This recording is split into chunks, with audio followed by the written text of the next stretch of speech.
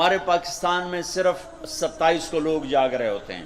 جاگو 27 کو جاگو، لیکن میں کہتا ہوں میرے نبی کا فرمان ہے شب قدر 5 راتوں میں گھومتی ہے، کبھی 21، کبھی 23، کبھی 25، کبھی 27، کبھی 29، ان 5 راتوں میں گھومتی ہے. تو آپ 5 راتیں جاگ لو، آپ کو شب قدر مل گئی. اور شب قدر کا بیک گراؤنڈ کیا ہے؟ میرے نبی نے فرمایا بنو اسرائیل میں 4 انبیاء نے 80 سال، یا 4 مجاہدین نے 80 سال اللہ کے راستے میں جہاد کیا. تو صحابہ کہنے لگے یا رسول اللہ ہماری تو عمریں بھی 80 سال نہیں ہوتی، تو ہم ان کے برابر کیسے ہوں گے؟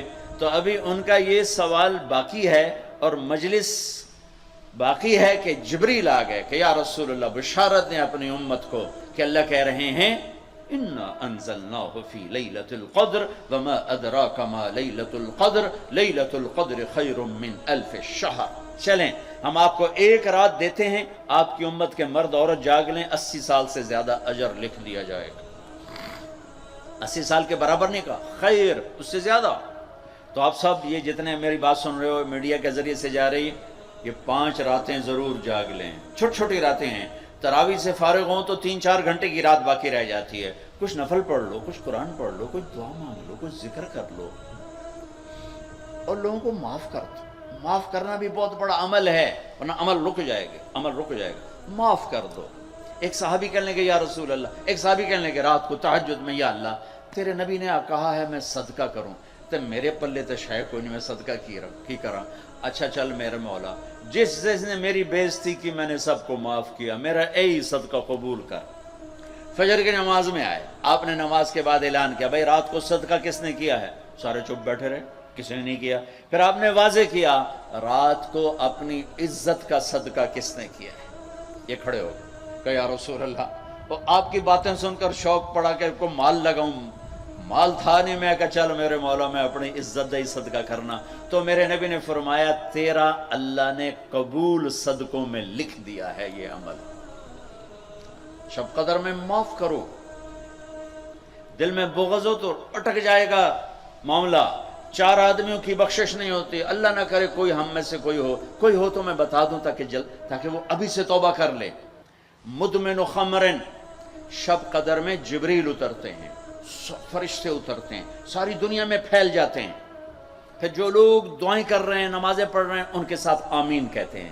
پھر جب سحری کی صبح صادق کی اذانیں ہو جاتی ہیں تو سارے فرشتے اکٹھے ہوتے ہیں، جبریل سے پوچھتے ہیں کیا ہوا؟ تو جبریل کہتے ہیں اللہ نے سب کو معاف کر دیا، 4 آدمیوں کا کیس پینڈنگ. تاریخ ڈل گئی، تاریخ ڈل گئی کہ یہ جب تک یہ کام کر رہے ہیں معافی نہیں، چھوڑ دیں گے معاف.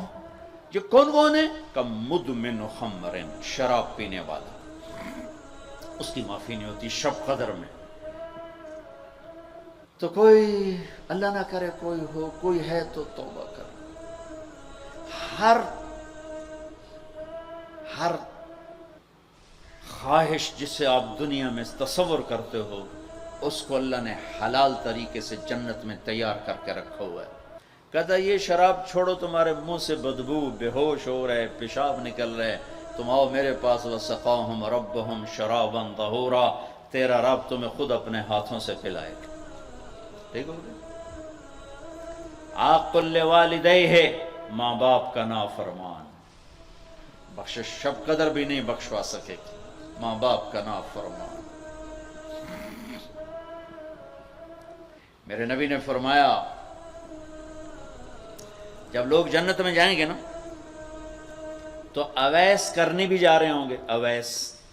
اویس کون ہیں؟ اویس بن عامر من مراد من قرن من الیمن. یہ میں نے آپ کو ان کا پورا جغرافیہ، ان کی پوری میں نے آپ کو ان کی بتا دی ہے بایوگرافی. اویس نام ہے، عامر کے بیٹے ہیں، مراد قبیلہ ہے، قرن اس کی شاخ ہے، اور یمن ان کی رہائش ہے. میں ان کی بستی گیا 3 سال پہلے جہاں وہ پیدا ہوئے، اویس کرنی جہاں پیدا ہوئے، میں وہاں گیا تھا. انہوں نے ماں کی حد درجہ خدمت کی، وہ آسمانوں تک پہنچی. یہ میرے نبی کی خدمت میں حاضر نہیں ہو سکے، آسمانوں سے جبریل پہنچے. اب جبریل کی بات کو میرے نبی کیا کس طرح، چونکہ اللہ کے نبی دیکھ رہے تھے کہ آئندہ آنے والی نسلیں ماؤں کے ساتھ کیا کریں گی. ہائے یا رسول اللہ قیامت کب آئے گی؟ ایک سائل سوال کرتا. آپ نے کہا اللہ کو پتہ کب آئے گی. کہا جی کوئی نشانی تو بتا دیں کہ جب ماؤں کو ذلیل کریں گی اولادیں تو قیامت آ جائے گی. عمر علی دو عظیم ہستیوں سے کہا جا رہا ہے تمہارے دور میں ایک شخص آئے گا، اس کا نام ہوگا اویس بن عامر، درمیانہ قد، رنگ کالا، ایک سفید داغ جسم پر، جیسے آنکھوں سے دیکھ ہی رہے ہوں گے، آنکھوں سے اللہ نے پردے ہٹا دیے ہوں گے. تو آئے گا اور جب وہ آئے تو تم دونوں نے اس سے دعا کروانی ہے. اللہ کی قسم حضرت عمر اور حضرت علی کو اویس کی دعا کی ضرورت نہیں تھی. یہ آپ کو پیغام پہنچانے کے لیے ہے کہ ماں کا کیا مقام ہے. تو وہ حضرت عمر حیران ہو کے دیکھنے لگے کہ کی آخی جاندے نے اسی دعا کروا. صحابی کو تو کوئی پہنچ نہیں سکتا، پھر صحابی بھی عمر اور علی جیسا. آپ نے کہا عمر علی. اویس نے ماں کی خدمت کر کے اللہ کو اس طرح خوش کر دیا ہے، جب وہ ہاتھ اٹھاتا ہے اللہ کبھی خالی نہیں لوٹاتا.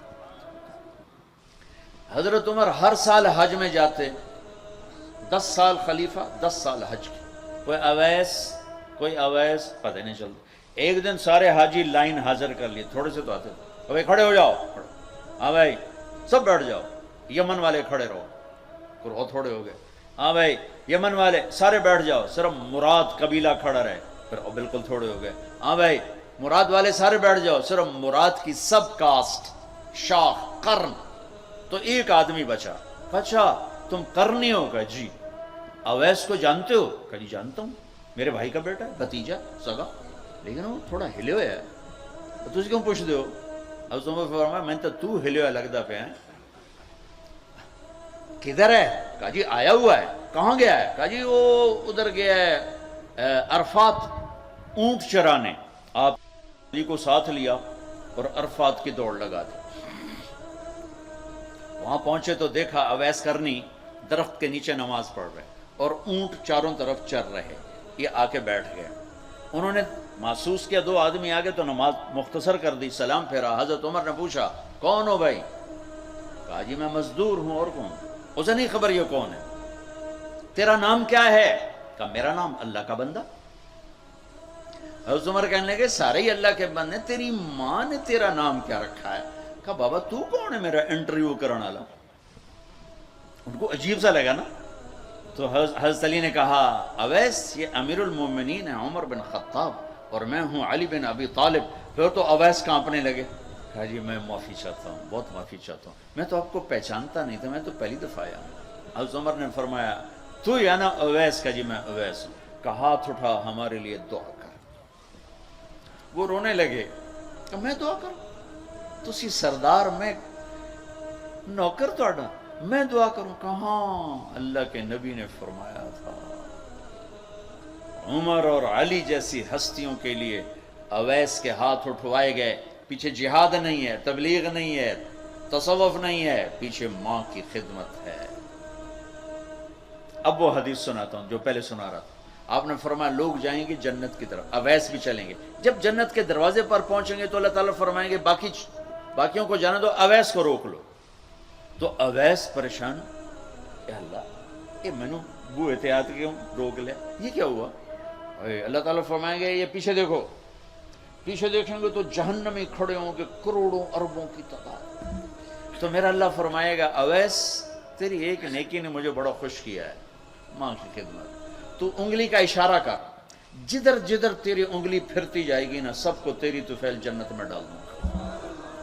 ہوئی یہ وہ ماں ہے جو کراچی کے ہر گھر میں ذلیل ہو رہی ہے اور پنجاب کے ہر گھر میں، سندھ بلوچستان کوئی نصیبوں والی مائیں ہیں جن کو آنکھوں کی ٹھنڈک اولاد ملی ہے، ورنہ زہریلے سانپ ہیں.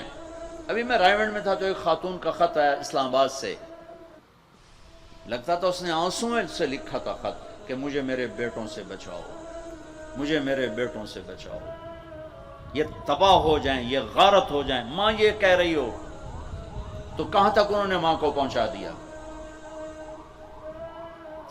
ماں کا نافرمان، شراب پینے والا ماں کا نافرمان. بھائی کوئی ہے توبہ کر لے، ماں باپ دونوں، والدین دونوں. تیسرا رشتہ داروں سے لڑنے والا، بہنوں سے لڑا ہوا، بھائیوں سے لڑا ہوا، چاچوں سے لڑا ہوا، ماموں سے لڑا ہوا، بیوی سے لڑا ہوا، بیوی خامن سے لڑی ہوئی. جہاں رشتوں میں لڑائی ڈالنے والا ہے، جو عورت ہے یا مرد ہے، رشتوں میں لڑائی ڈالنے والا پینڈنگ ہو جائے گا، نہیں معاف ہوگا. کہ تو میرے بندوں کو معاف نہیں کرتا، مجھ سے معافی مانگتا.